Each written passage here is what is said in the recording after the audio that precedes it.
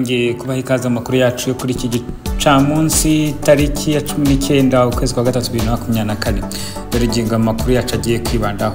Bwana Harerimana Joseph wamenyekaye cyane nka Apotre Yongwe ku mbuga nkoranyambaga yarayakatiwe n'urukiko ku byaha byo kwihesha ibintu by'undi yakamatoro n'ibya 10 mu buriganya byo mu rwego rwo hejuru. Urukiko rwamuhamije ibyaha rumukatira umwaka umwe ari gusubitse n'amande y'amafaranga y'u Rwanda 1750.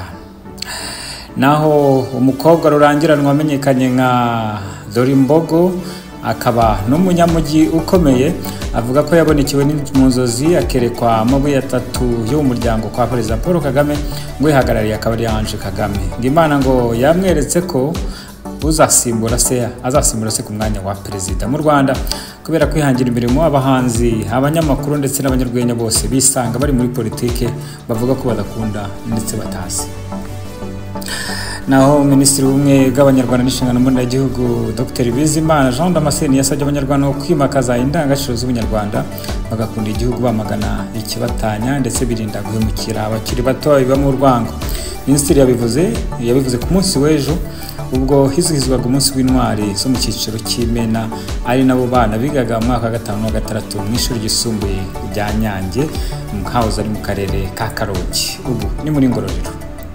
Nubwo yavuga gutyo abatavugana n'umutegetsi bavuga ko Minisitiri Bizimana nawe yasabwe n'urwango yanga abo mu bwoko bw'abahutu ndetse akaba atari minisitiri wari ukwiriye kuba avuga umwe bw'Abanyarwanda mu gihe ari ahubwo ukomeza kubatanya. Naho kandidatire ya General Nyamvumba ikomeje kuzamo yo kuba ambasaderi mu gihugu cya Tanzania ikomeje kuzamo ibibazo mu gihe ngo Minisiteri y'Abanyamahanga y'iki gihugu ikomeje kwakira inzandiko zamagana kwemezwa kuyu ambasaderi. Turabigarukaho mu mahanga turabwira ko umutegetsi bwa Trump ari umujyanama mu by'ubucuruzi Peter Navarro yakatiwe n'urukiko igihano cy'amezi 4. Ni umuntu wa mbere rero mubegereye Trump ugiye kugeragereza.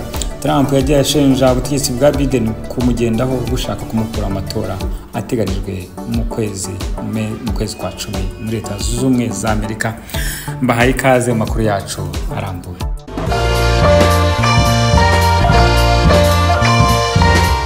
Ufite ikibazo ku gusaba ubuhunzi muri Canada, Amerika, Uburayi cyangwa Australia? Gwikora dosiye izakugaruka. Jean Migration Consulting ni igisubizo niba wifuza kugirwa inama izagufasha kubona stati aho uri hose.